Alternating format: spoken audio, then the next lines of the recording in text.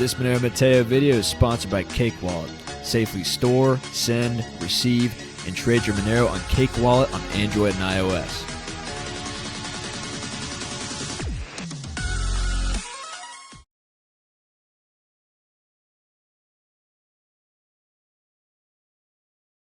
Alright guys, Monero Matteo, welcome back. We're just going to jump right into it today. We're going to talk about climate change a little bit. We're going to talk about the movement that's going on right now. We're not going to get into the science. We're not going to make controversial claims about what's really going on with the science. To me, it doesn't really matter. I don't think it's catastrophic. I don't think it's going to destroy the planet. And furthermore, I don't think that the government taking control, taking over the reins of the climatological apparatus of the planet is a wise idea, okay? I mean, the 20th century was all about governments trying to take the reins over the economy. Hundreds of millions of people died, okay? We don't need that to happen again, especially with governments trying to take over the planet, which, by the way, is pretty much de facto communism, because in order to curtail human action, in order to try to protect the planet, well, that calls for tyranny by default, de facto. So, you're going to see economic control, and what we're going to talk about today is Janet Yellen coming out saying that she wants to have over $100 trillion spent on reining in the climate, controlling the climate. And mind you, 50 years ago, they were worried about another ice age. They were worried about global cooling. And then they started to worry about global warming. And then they're like, well, we're not too sure, but we know the climate's changing, and that ain't good. And I think for the most part, it is global warming now that they're worried about, but they call it climate change to make it more ambiguous and, to be able to fit more disasters and hurricanes and fires and things like this into this definition to spook people, in my opinion. And look, I'm not denying the climate's changing. I think it is changing. I think it changes all the time. The parts per million right now is like, 400 million parts per million in the atmosphere or something like this. It's actually rather low historically. Now it is rising, and this grants people some concern, but I'll have you recall during the Cambrian explosion of life, which led to the biggest expansion of biodiversity ever. This was roughly 500 million years ago. I mean, you had like 4,000 parts per million in the atmosphere. I told you I wouldn't get into the science. Here I am. But my general position is libertarian. If you want to, have more conservation, if you want there to be more efficiency, you don't give the power to the central banks. You don't give the power to the government to tax more and waste more money and to siphon off more of that money to their friends, to wage war in the military-industrial complex. Like that doesn't bode well for the economy and for, by the way, the climate. So those are just some opening thoughts on that. We've talked about this a little bit before with our MasterCard Carbon Card video. I'll leave a link somewhere up there. But yeah, I mean, just crazy people at the helm. And we're going to talk about energy as well. More pipelines are proposed to be shut down in the United States. Get excited, because apparently, with gas prices going up, guys, it's a great idea to further limit the amount of gasoline which is flowing. Good for you, being an American, and good for everybody else, particularly good for the Saudis, right? Because they're going to be able to sell more of their oil to us.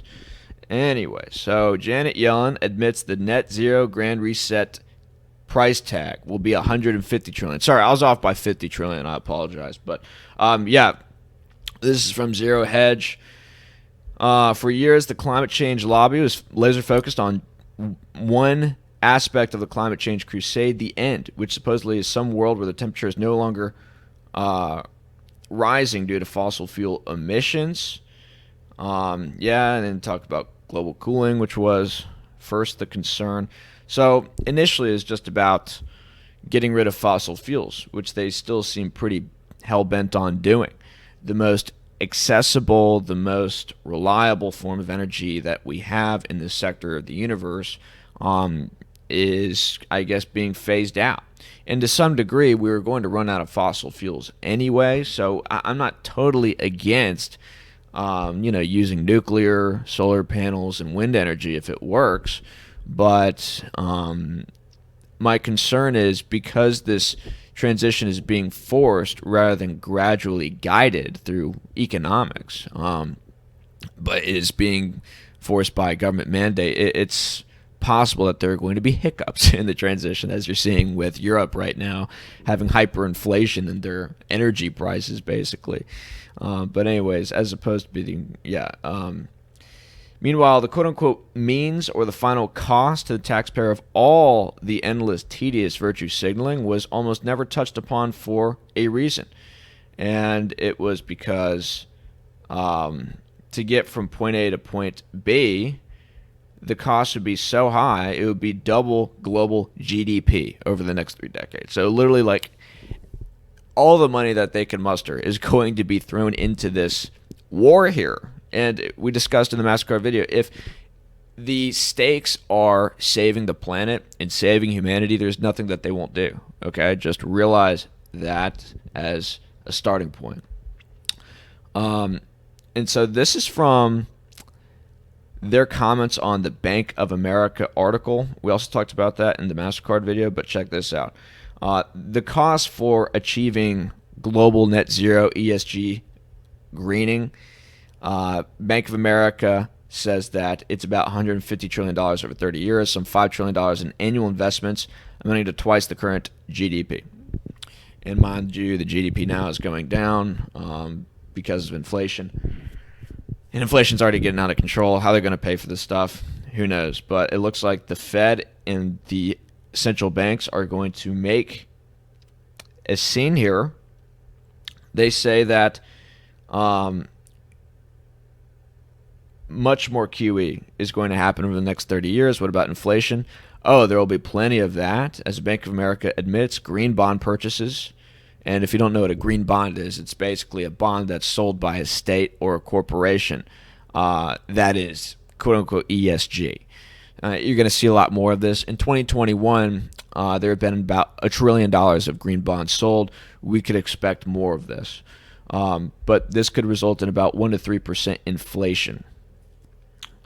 So on top of the inflation we already have, and we'll get to articles here in a little bit about Biden and his crew freaking out about inflation and wanting to reduce gas prices. And I suspect that before the next election, we're going to see price controls. Bank of America looked at all 3 separate cases. In the first case, the Fed, ECB, and other central banks would subsidize all the required infrastructure spending to decarbonize, translation, print the money. In the second scenario, they would absorb only half of the new bond issuance. And in the third case, the central banks would take up only a fifth of all decarbonization spending on their balance sheet. What's the key finding? If the central banks only have to foot 20% of the bill or less, the impact of decarbonization looks fairly manageable. Yeah, I mean, these people are such liars. We don't know what to believe. But this is what they're going to use as a pretext to just keep printing money. Okay, they can't stop printing the money. The last pretext was the bug. And, you know, if you'll recall back in 2019 when we had the repo crisis, and they were in a tapering cycle, and Jerome Powell's out there saying, yeah, we're just going to do this on autopilot. Whatever happens, happens. It has to be done. Well, when things started to, like, go nuclear, like, when things started to have a nuclear meltdown, not go nuclear, well, he was like, oh, well, this is bad. We're going to stop the tapering. And then all of a sudden the bug came out of nowhere, and then they just fire hosed like $7 trillion into the economy within a week. They opened up all these swap lines all over the world, all of these bond purchase programs, like from the municipal level to the federal level. I mean, it was just wild what they did. But there you go. You had the pretext to keep everything alive for a little bit longer, to keep the can kicked down the road. And this is the next thing here. And they're always going to come up with an excuse. This is not going to stop, which is why just the dollar is going to just be decimated, and you need to get into the right positions. And by the way, tax is going to go up tremendously. And if your money's on a public blockchain, they see it, they're going to come for it. As we've talked about before, I'll link a video somewhere where we go into detail. Especially given the IRS just funded $80 billion to develop new technologies to calculate gains and losses for people on the blockchain. Yeah, so that's coming. And just so readers know what Bank of America... And just so readers know what to Bank of America looks quote-unquote manageable, here it is. This is inflation on top of whatever inflation is already in the economy, which is tremendous. Of course, if central banks have to foot 50 to 80% or more, well, it gets much worse. So that's their inflation expectations.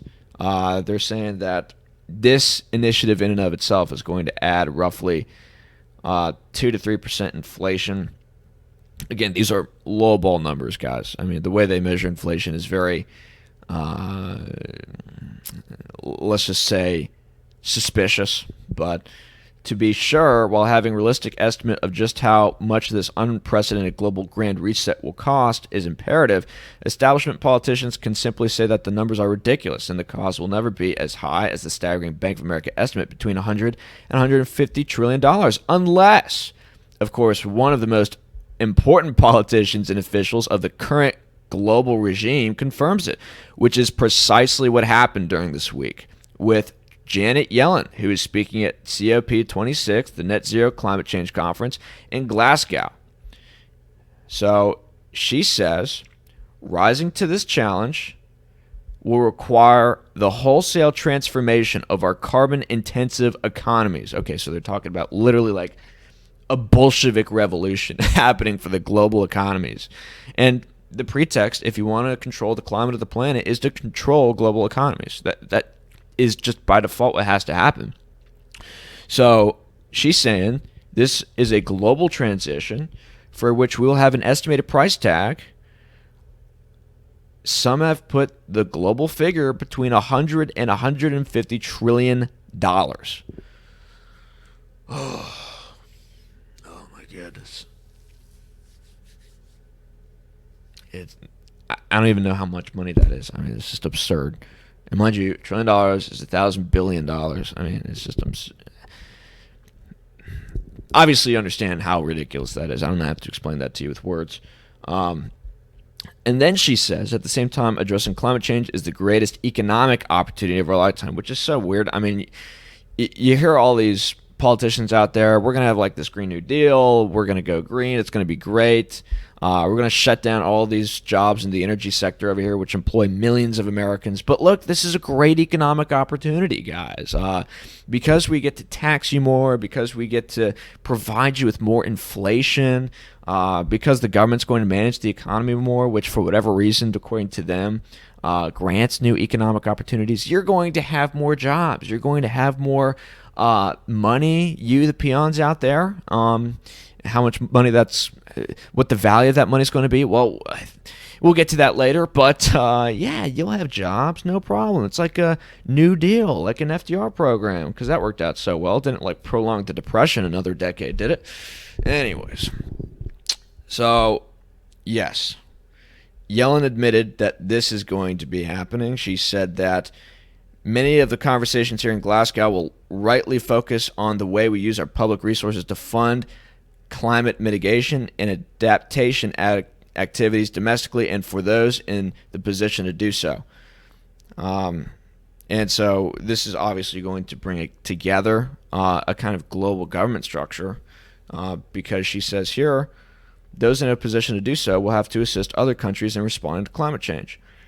Yep. And we've already seen the rollout of the global minimum tax, which makes it so that there is now a pretext for a global tax international administration, and that's going to expand, obviously. And we've talked about here on the channel how there's going to be an international tax code, which is embedded into computer code, which is then made interoperable with crypto, the central bank digital currency, smart contract technology, where your taxes are automatically rendered and perhaps remitted to the government. And look, we could expect this to come. And if MasterCard, who is working with global central banks on establishing the CBDC, integrates their developments that they're working on right now with Teconomy, which is a company which wants to track all of the carbon footprint activity of people through the carbon credit card that MasterCard's coming out with. Well, I mean, oof. You want to talk about a dystopian system, holy moly. I mean, they'll never have had so much control over your economic lifestyle as they will when this rolls out. So That's going to be wild. She says, I agree. We all must do more, and the United States is stepping up. Is China stepping up? Is Russia stepping up? Last time I checked, they weren't at this conference. They weren't too concerned. And look, it's sort of like a game theory thing. You need everybody on board if you're going to be doing something like this, because the benefits of doing this are not obvious economically. If you have the capacity to use cheap, reliable, abundant energy sources like coal and natural gas, etc., while everyone's like stuck on solar panels, you're going to be able to get an economic advantage on them. You're going to be able to produce more for a lower cost. And if China doesn't step up, Russia doesn't step up, well, then they have a competitive advantage now. So that's something to think about. President Biden has already announced that we are quadrupling our international climate finance for developing countries by 2024. Ooh. And then Zero Hedge says, what comes next is terrifying. And later this afternoon, I will be speaking specifically on what we are doing to mobilize climate finance to emerging and developing economies, including our engagement with multilateral development banks and institutions. These programs are exciting, but as big as the public sector effort is across all our countries, the $100 trillion plus price tag to address climate change globally is far bigger. Oh my goodness. All right. So she says the gap between what governments have and what the world needs is large, and the private sector needs to play a bigger role. Now, how are they going to do that? Well, more regulation. ESG, which we've already seen with Larry Fink's BlackRock, which is the biggest asset manager in the world, one of the biggest investors in the world.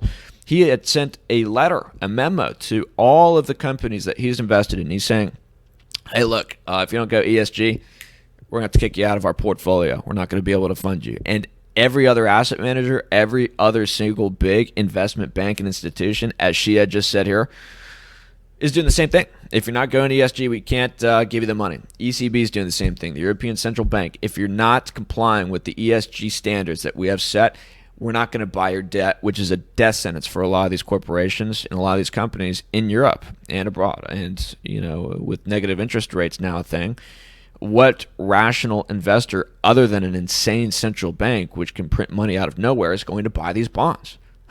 Because negative interest rate, that means you're going to be paying somebody to borrow your money, which is ludicrous, insane. But yeah, if the ECB is not doing that because, you know, you're not complying with their standards, which could get ever more ridiculous, then your company could die. You could just be dropped into the economic abyss. So yeah, that's going to mean more taxes. And Prince Charles came out and was talking about this the other day too. Go check out our video on the growth of economic tyranny worldwide and why Monero is key. And he was saying the same thing as Janet Yellen. He's like, yep, we are on war footing, and we're going to have to marshal the resources of the global private sector in order to combat this problem. So, yeah, it's going to be like global communism, right? I mean, or it's just going to fascism, socialism, however you want to put it. The merger of state and corporate powers is going to be happening. They're basically going to be consolidated into one entity, which is to some degree what we've seen in the medical sector, and that's going to be coming. And some of this was, of course, facilitated by the bug, wiping out quote-unquote non-essential businesses and small businesses which had to comply with more regulation. And that, of course, consolidated more market share to the big quote-unquote essential businesses who could put up with the regulation. And as we'll get to, they're going to start tracking carbon emissions for businesses, corporations, governments, etc. And if you're not being carbon compliant, well, then they're going to be able to maybe shut down your business for the good of the planet or something like this. We'll get to that. This is going to be a little bit of a longer video. There's a lot to go through here, but check it out.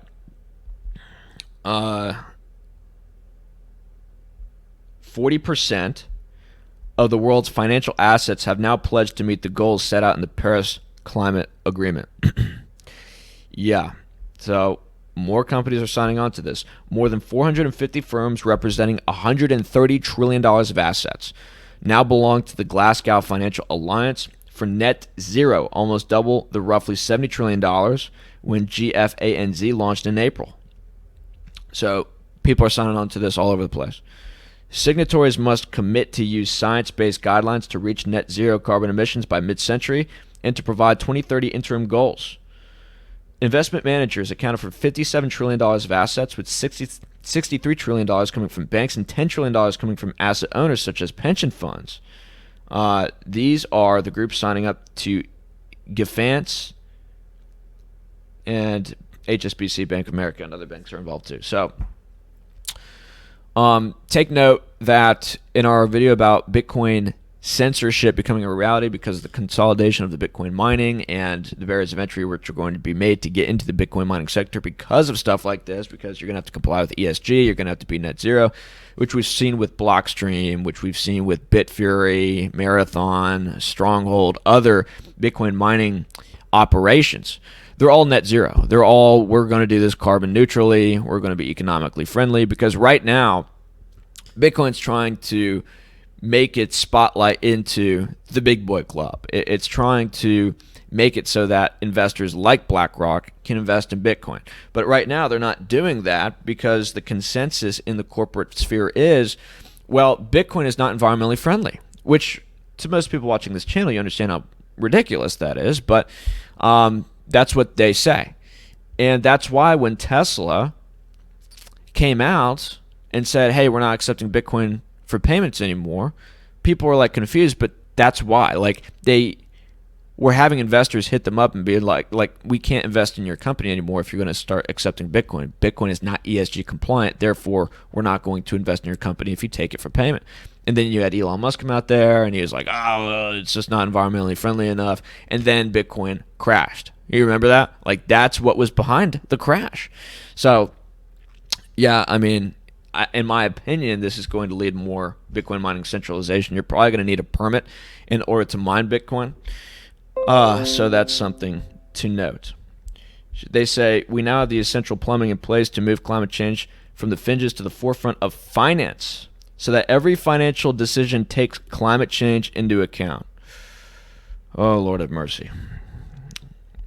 So, yeah, at the same time, they're funding expansions into oil, gas, and coal, which, by the way, this is why I'm not invested in any American or European oil companies. I have divested of all those positions. The only oil company that I like right now is Gazprom, and I've talked to you guys about that for quite a while. It's done exceedingly well, and I expect it to do exceedingly well into the future as Europe relies more on Gazprom and the Nord Stream 2 pipeline to supply it with much-needed energy, which they are, for whatever crazy reason, cutting themselves off from. So, yeah, Gazprom's going to be great. It's a Russian oil company. The Russians don't care about this crap, and so they're going to do great. In short, this is one big joke. And one doesn't even need to read the Financial Times explainer asking, does the math work? Instead, we refer readers to what we wrote previously, that as Bank of America admits, the funding needed for the global net zero grand reset is all about greenlighting the biggest QE episode in history, one which would spark an inflationary inferno, debase the dollar, unleash digital central bank currency, saddle the world with hundreds of trillions of dollars more in unrepayable debt, all while making the rich richer than they are now. Yeah, I mean, that's all you got to know. That's all you got to know. And they conclude saying, if that sounds scarier, more manipulative, and far more destructive than any cargo cult in human history, it's because it is. As for global warming, 30 years from now, absolutely nothing will change about the world's present course. But at least central banks will be around to backstop all the assets for the next 30 years, for the climate. Right. So this is the new excuse to just move further into this dystopian endgame. And surveillance is going to play into this. So let's get into that now.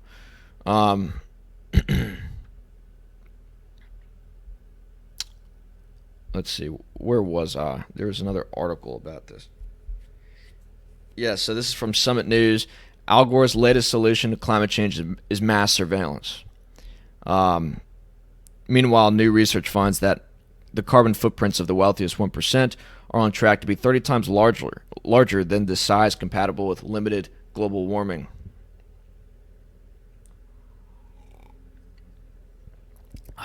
So, yeah, a bunch of hypocrites, really. It's just about controlling you. But they're talking about this Trace Coalition, Climate Trace Coalition, which Gore is behind. He says this will monitor greenhouse gas emissions and root out the culprits.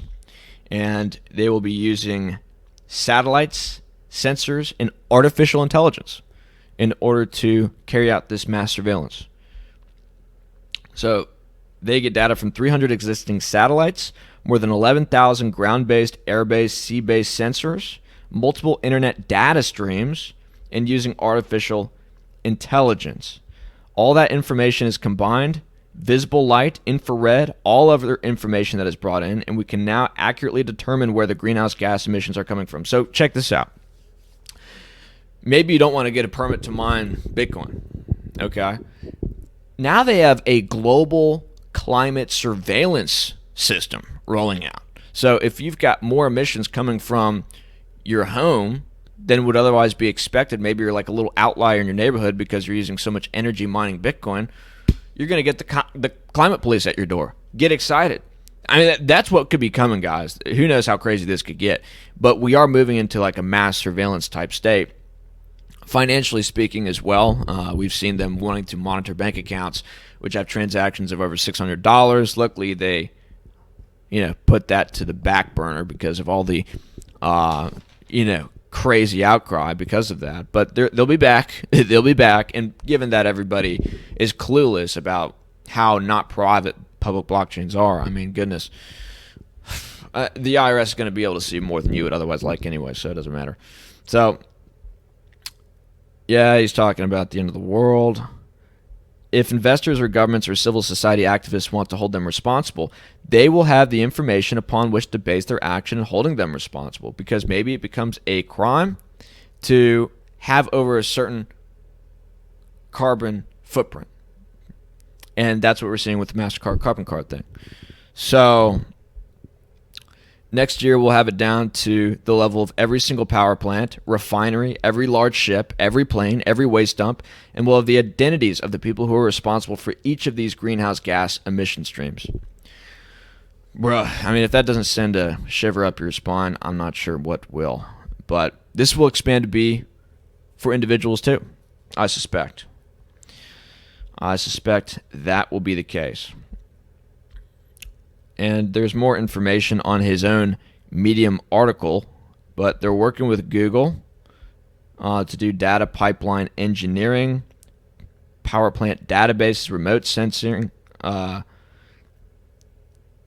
carbon tractor.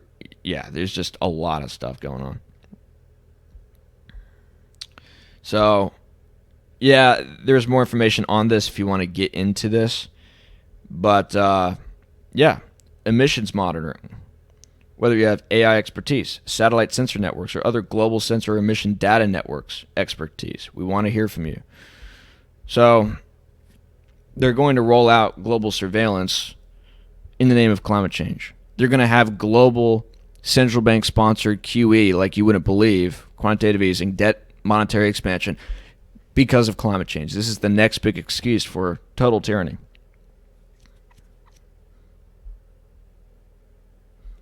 And he says here, in the era of the bug, we've seen that it's one thing to spot the overall consequences of the pandemic, but it's far more actionable to immediately know exactly who is infected and where they are in order to get them medical care and trace the people with whom they've been in contact. Yes, the surveillance is all about protecting the people and giving you adequate medical care. Isn't that just wonderful? But, yeah, and we've seen this with, like, the Chinese and the Australians. They've got like these drones flying around which have these infrared sensors, and they can see who's got like a higher body temperature than others. And they're deploying these in like Amazon warehouses to like look at the vibe, I guess, people are giving off to see whether they're sick. And I think in China, they can use these infrared sensors to a degree to where they can determine the mood or emotional state of their workers. I mean, that's what's coming, guys. I mean, it's just hard to believe this is what's happening. This is why we just need like an exodus from the system, honestly. Like, I was reading Exodus yesterday in Scripture, and I mean, it's like these people are the pharaohs of our time. Like, they're just completely oppressing us. They're just completely stealing from us. They're as tyrannical as they could come. And it's worse than that. It's total gaslighting, too. Total, absolute, fear-based gaslighting. They first told you 2 weeks to flatten the curve, and then you were locked down for a year. And then they told you, oh, the stab is rolling out. Once you get it, you'll be fine, and we could go back to normal. And then you needed another stabby, and then you needed another stabby. And then they said it was mandatory when they said it wasn't mandatory. It's a giant gaslighting campaign. And that's what's going to be going on with this. And MasterCard, when they first made the announcement for their carbon-based credit card, they're like, oh, this is just going to be educational. We just want to educate people on how much carbon they're emitting during their daily lifestyle with the purchases that they make. And at some point, it's not going to be so voluntary. It's not going to be educational based. It's going to be, okay, you better be complying with our carbon mandates or we're going to come after you. Because it's all about decarbonization. And given that we're carbon-based life forms, that doesn't sound very nice, does it? So just some comments on that. You can look into that dystopian stuff. But yeah, let's go to this because oh man, this lady is scary, dude. I mean, she's a total communist agent as far as I'm concerned. Biden's OCC, which is Office of Comptroller and Currency, I believe. Biden's OCC nominee Saul Omarova, who has a history of writing about Marxism, wants the U.S. oil, coal, and gas industry to go bankrupt. I mean, the fact that she's even being considered is spooky enough, given the things that she's talked about. And some of you have sent me articles about this woman. I've looked into it. It is rather spooky. And there's a video on Trader University about her. But let's just go ahead and see what she has to say about this first. For certain troubled industries and firms that are in transitioning. And here what I'm thinking about is primarily coal industry and oil and gas industry. A lot of the smaller players in that industry are going to probably go bankrupt in short order. At least we want them to go bankrupt if we want to tackle climate change, right? That's tens of millions of jobs right there. That she's just like hand waving away. Oh, your job's gonna not be worthwhile here in the future. Sorry, we decided that having energy for civilization isn't that important. So you're just gonna have to find a job elsewhere, maybe digging your own ditch. That is pretty wild. Country of birth: Kazakhstan. Alma mater: Moscow State University. And now she's going to be running the Office of the Comptroller of the Currency. I mean, just check this out. One more thing. So she had worked with somebody co-authoring some paper that proposed to restructure the Federal Reserve System to play a more active role in the financial and banking system, including replacing retail banking services with individual bank accounts at the Fed. So you're not going to be able to have your own community bank anymore either. She probably wants all of them to go bankrupt so that you and the Fed have a nice warm relationship. If the Fed, needs to inject money into the economy and give you a little stimulus, boom, they can just do it without having to go through the banking system. Or if they want to give you a timer as to how much time you have to spend your money so that they can get the credit impulse up and so that they can increase money velocity. Money velocity, goodness gracious. I need more coffee. Well, then they can do that. I mean, the number of things that they would be able to do if that happened, if you had your own account at the Fed, oh Lord. You're just talking about communist totalitarianism like you've never seen.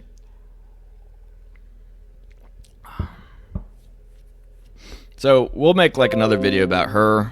I hope that she doesn't get nominated because that'd be crazy. I mean, just being nominated in and of itself would really be quite something, but to be put onto this position, yeah, that would be concerning for sure. And she also wants to regulate crypto and blockchain to a very significant degree. Anything that competes with the dollar, she wants to essentially get rid of. So, there's that. Biden targets another U.S. pipeline for shutdown after begging Saudis for more oil.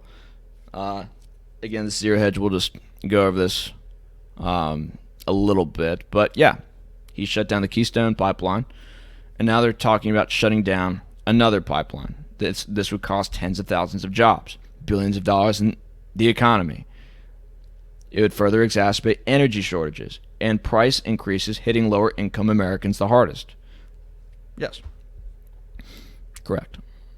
And this is from his Is it being Slack. studied right now? Is the administration studying the impact of shutting down the Line 5? Yes, we are. We are. Then what's inaccurate? Well, I thought you were saying that we were going to shut it down, but that is not inaccurate.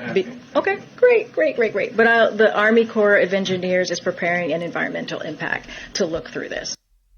Yeah, so it's on the cards. Shutting down more pipelines.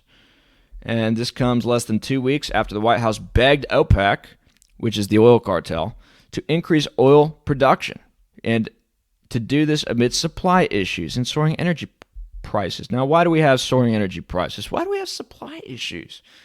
So strange, man. It's almost like people are shutting down pipelines. It's like, what's going on? And this is from his energy secretary. Listen to this. In Sturgis, Michigan, it is $2.89 a gallon. I guess that's better than in California. What is the Granholm plan to increase oil production in America? She laughs. That is hilarious. Would that I had the magic wand on this. As you know, of course. This guy's not having it. He's like, whoa, why are you laughing? This is the energy which makes civilization function. Like, is this a laughing matter? Maybe it is, because they're globalists or whatever. A global market, it is controlled by a cartel. That cartel is called OPEC, and they demand... It doesn't have to be. Like, we have so much oil here in the United States. We have so many resources. The ease with which we could be energy independent, resource independent, is unbelievable. I mean, the amount of resources we have in Alaska is insane. But you see, we're not allowed to be able to mine our own resources. We have to be interlinked with this just-in-time economic system, which is global, which is prone to supply shocks, which is prone to a lot of points of failure, which could cause non-linear breakdowns in the economy. I mean, yes, this is wonderful, this system that we have. We can't just be independent. We can't just hedge against the risks that are out there right now, which are growing by the day. No, let's rely on Saudi Arabia. But, one great thing about that, guys, is that Saudi Arabia is going to be issuing green bonds. Yeah, so, I mean, at least they're going to be environmentally friendly. Saudi Arabia, the warmonger who just bombs different countries all over the places like Yemen and Syria and wants to go to war with like Iran. Very carbon neutral, of course. We'll have like carbon neutral wars. We'll have like tanks going into battles with like solar panels on them. Like, we can't have them running on fuel. I mean, we can only have war when it's sunny outside, if that makes sense. So like, Saudi Arabia's government may issue its first green bond by 2022, if not earlier, as the world's largest oil exporter seeks to diversify its investor base and sources of funding. Yes, the largest oil exporter in the world totally wants to go carbon neutral. Yes, makes sense. The global market for debt that complies with the environmental, social, and government's goals is about $1 trillion this year. Last week, the UK's green bond debut broke records with a $13.7 billion sale. And in the Middle East, Egypt sold the region's first sovereign green bond last year and pulled in orders for nearly 5 times its $750 million size. And, wow, I didn't read this before, but check this out. BlackRock is on the scene, as we talked about before. Monday's comments come after Saudi Arabia's $430 billion sovereign wealth fund said it would announce its own first green debt issuance very soon, and announced it was working on an environmental, social, and governance framework with none other than BlackRock. So BlackRock is now getting governments across the world to issue green bonds and go ESG. I mean, that's literally insane. Crazy. So this is the future. This is the future, man. But this just came out today, and this is pretty interesting stuff. And this is why we can expect price controls. Inflation's going to get out of control because of this, because energy, of course, goes into everything. In manufacturing, in production, in the transfer of goods, it's essential to an economy. And when energy prices go up, you have inflation as a result of that. But Biden here starts to freak out about soaring inflation. And I know a lot of my articles are coming from Zero Hedge today. I like Zero Hedge, and they have the most they have the least BS articles. Although I wish they would talk about Monero more. Like they came out with an article recently talking about Bitcoin's liquid network. Oh boy. But they don't want to talk about Monero for some reason. I don't think they've ever mentioned it, to be honest with you. But yes, anyways, Biden starts to freak out about soaring inflation, orders Economic Council to reduce energy costs. So this to me indicates that we're going to be having price controls soon. This indicates to me that. And the CPI is taking off. If you look at this chart, it's just going nuclear.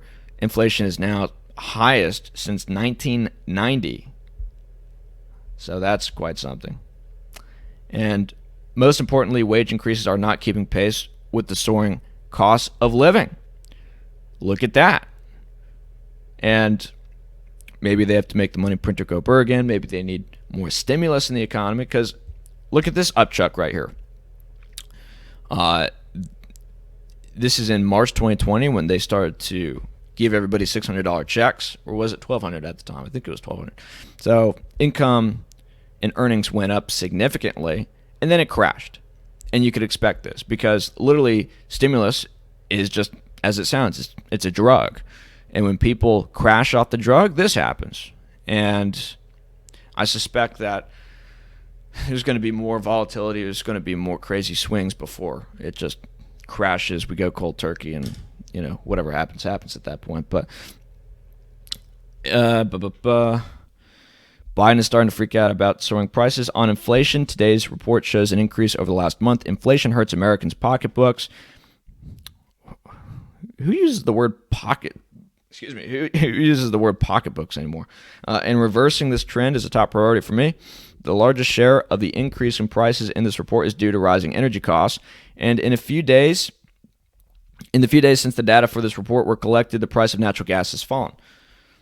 I've directed my National Economic Council to pursue any means to try to further reduce these costs. Except, of course, guys, not only opening new pipelines, but reducing the ones we have, right? Makes sense. And have asked the Federal Trade Commission to strike back at any market manipulation or price gouging in the sector. There you go. Price gouging. That's what they're going to call it. So if producers of oil or producers of other goods maybe decide, hey, we need to increase prices in order to maintain our margins, they could call that price gouging. And then that could be made illegal by the Federal Trade Commission or the National Economic Council, or somebody could come after them or knock on their door. And corporations are going to have an incentive themselves to keep prices low, because as you saw during the bug breakout in 2020, when prices on certain goods go up a lot and a lot of people need these goods, there's like a social media campaign against them. It's like, oh, they're increasing their prices so much. They don't care about the average person. They just care about their profits more than the people. And yeah, then they have to, keep the prices down. Their margins have to get eaten up. And maybe what happens then is, because people sense that there's a soft price control, they buy out a lot of these goods, and then they sell those goods on the black market for the fair market value. Right? And then you could have rationing come into play. Oh, if you come into this store, you can only buy so many of these goods. And then what happens is, the boyfriend goes in the store to buy it, then the girlfriend does, but then maybe the kid does, and then maybe just go to another store. The Trailer House Bros have figured this out. The Sudafed Med, dudes, they know how to do this stuff. And then it makes its way onto the internet, and then Amazon and eBay get heat because people are quote unquote price gouging on the internet, and then they get shut off there. And then where does it go? It goes to the black market. It goes to the DNMs, the darknet marketplaces. And then what do you need for the darknet marketplaces? Well, you need Monero. So again, bullish for Monero, bullish for the private cryptos. So we could read more into this, but that's the main point I want to make. Here we go. Hilariously, all this is happening just as Biden is still trying to shove trillions in additional and quite inflationary fiscal stimulus down the country's throat, which, make no mistake, will lead to even higher prices, but not to the White House, which continues to claim that a plan that will require trillions in funding is actually, don't laugh, deflationary. Yeah, it's just upside down clown world, of course. And they're talking about the $150 trillion in QE that's coming on top of this. Yeah, it's just insane. And by the way, that's QE, which is going to be used to deploy capital away from oil. It's going to be used to deploy capital on energy resources that are inherently less efficient. So there's that. How do you like that, peon? Yep, from the grocery store to the gas pump, Americans know the inflation tax is real, and D.C. can no longer ignore the economic pain Americans feel every day.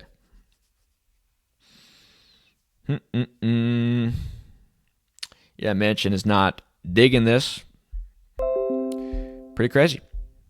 I signed on to Brave so I wouldn't get advertisements, but I keep getting these pop-ups. Do you guys know how to fix that? I'm curious about that. Yeah, so we talked about that. And speaking of inflation, MSNBC, they had released a tweet and they had said that the inflation we're now seeing is a good thing.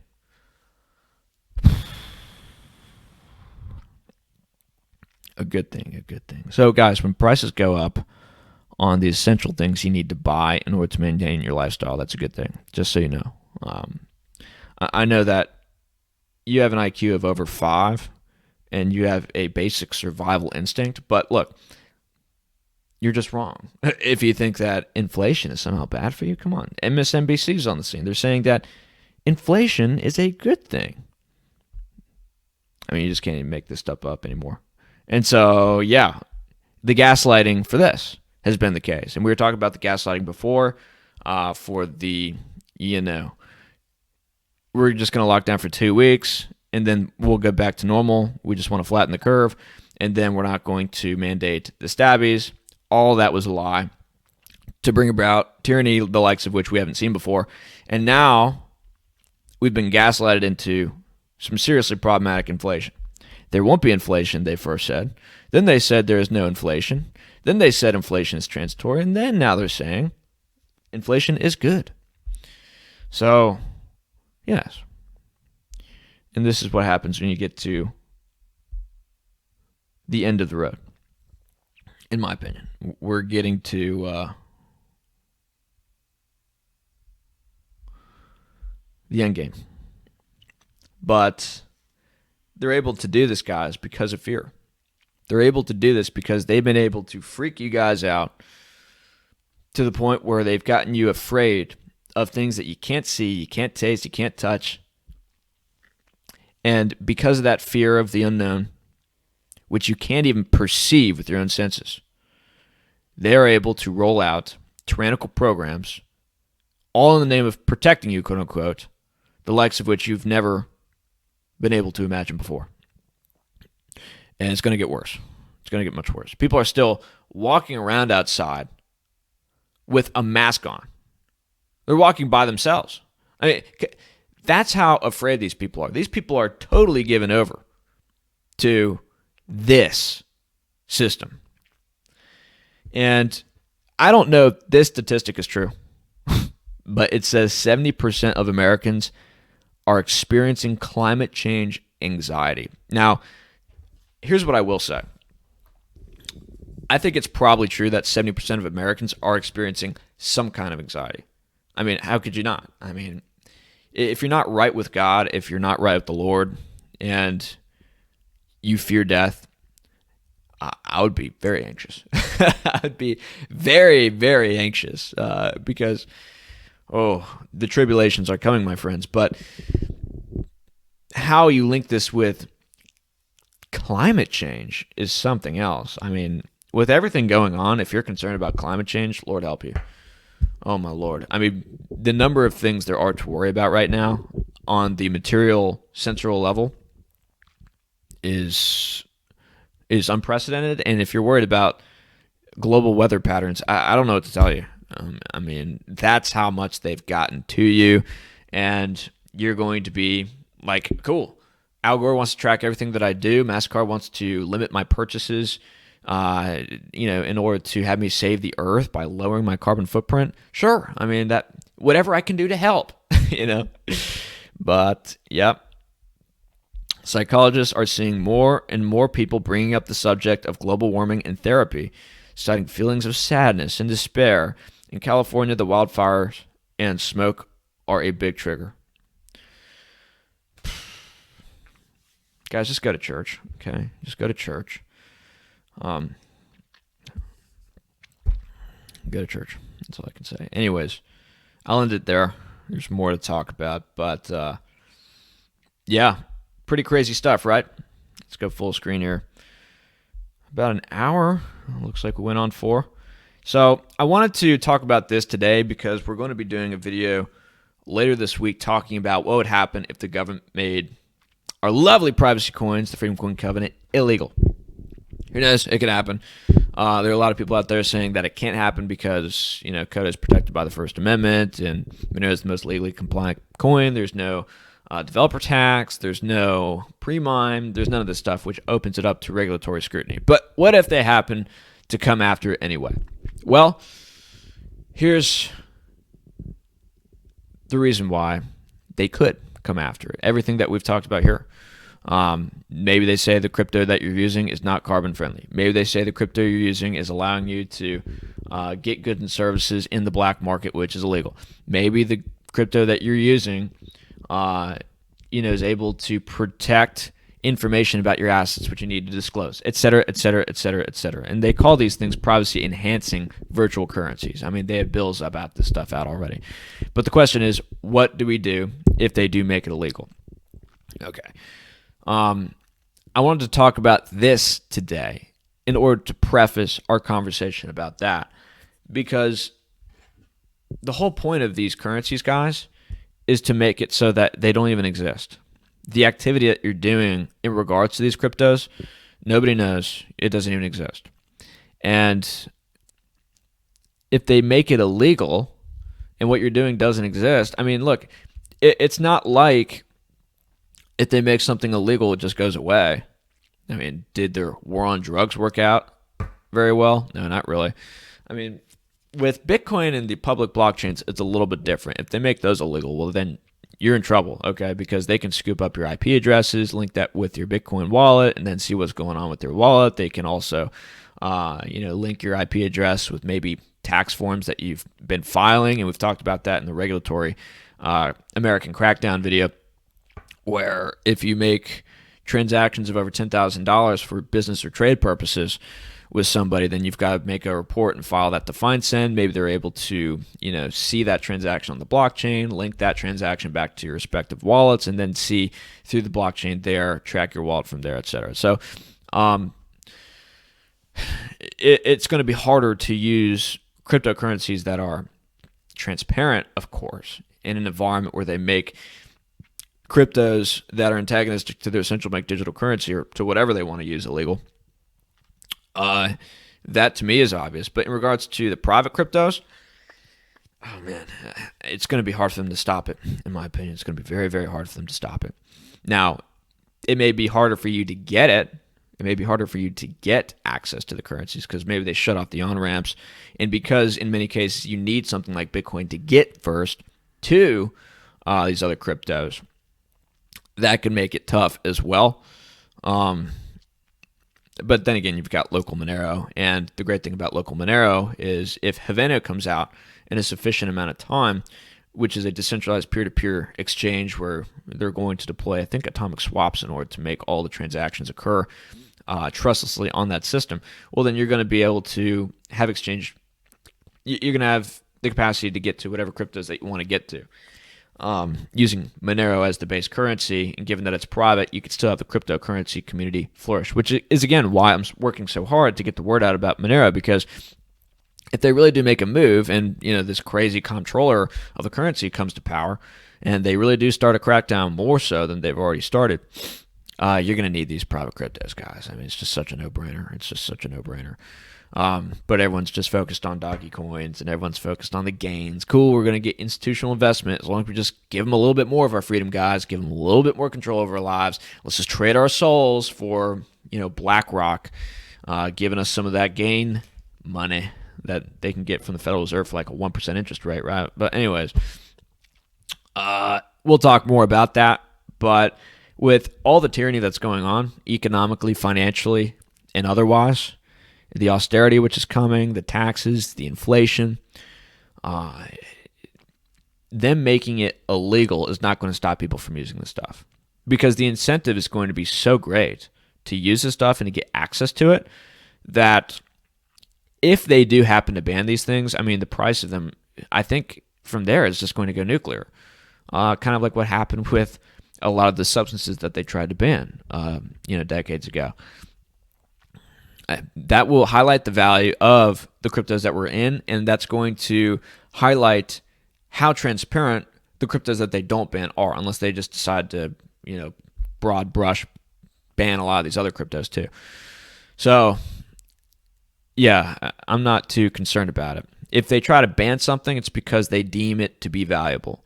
And if they deem it to be valuable, then it's got to have some value that is unique, and therefore people may see the value in it. And if the cryptocurrency community is robust enough and there are certain on-ramps which are accessible enough, well, then I suspect that making these cryptos illegal could actually cause them to thrive. Now, I'm not saying that I'm hoping for this. I'm not trying to encourage any illegal activity, but I suspect that could be the case. But again, we'll talk more about that. But a lot of crazy stuff going on in the world, man. A lot of crazy stuff. I feel very confident about our positions. What positions? What are you talking about? I don't have any positions. But no, I think that, yeah, the private cryptos, once people wake up to all this stuff, it's just going to be absolutely key. And the main point that I wanted to make with this video is that price controls are probably coming because the people running the energy policy in the West are insane. They're dumb. Either that or they're just part of this, depopulation program, this Great Reset stuff, and they want to cut off, the energy flows and cause more suffering than they're already causing. Who knows? That's like a dark conspiratorial thought. I'm hoping that, and I'm trying to limit my hope, by the way. I mean, I just don't want to be incessantly disappointed, but maybe it's just a mistake. Maybe they actually believe that you can make this transition to another quote-unquote renewable energy resource, which could provide energy as efficiently and effectively as fossil fuel. But I don't know if that's the case. And you're going to see more inflation as a result of the central bank stuff. You're probably going to see more inflation as a result of this because energy prices are going to go up, which means that you're probably going to see price controls, as we alluded to here, which means you're going to have shortages, which means you're going to have more black market activity. And given everything going on with the stabby mandates in some parts of the world, like Australia, New Zealand, Lithuania, and soon perhaps other places, you could have such a big boom in these darknet marketplaces. It's not even funny. It's not even going to be for, getting toxic substances or to get goods and services which are, illegal. I mean, it could be that you're going there to buy toilet paper. It could be you're going to the darknet marketplaces to order canned goods. I mean, seriously, how crazy could this get? Who knows? But I think that our position looks ever better because the darknet markets, they don't accept these public blockchain cryptos. I mean, they're still accepting Bitcoin a little bit, but they're phasing it out from Monero. And given the growth of the darknet marketplaces, which I suspect is coming, that's going to lead to a concomitant increase in the volume of transactions for Monero. And that is the main point of this video. Made it just under an hour. So Monero Matteo, hope that you enjoyed the video. Hope I didn't make you discouraged. Remember, have faith in God, have faith in the Lord. Do not fear death. So it's all going to be fine. Everything that is being done now is done for the sake of our salvation. And so many people are coming back to Christ because of the craziness and the just obvious evil going on in the world. It's one of the reasons why I don't talk too much about this stuff, with the stabby and with some other things. I know it's bad. You don't have to tell me. I don't need to be tweeting about this stuff. I know it's bad. I know that there are tons of other onslaughts of evil going on. But, when you get right with the Lord, it doesn't upset you as much. And you understand that ultimately this is for our good. And I'm not trying to be like one of these inflation is good type of people. It's good because it makes us yearn for God, and it makes us yearn for getting back to having a good relationship with Him and not fearing death. Embracing eternal life, and embracing His goodness. Because, and I could go on. We're at an hour, so I'm going to cut it off. Check out the description below for the social media links, the donation links. Remember to like the video and to subscribe. I would appreciate that, and I will see you next time. Bye-bye.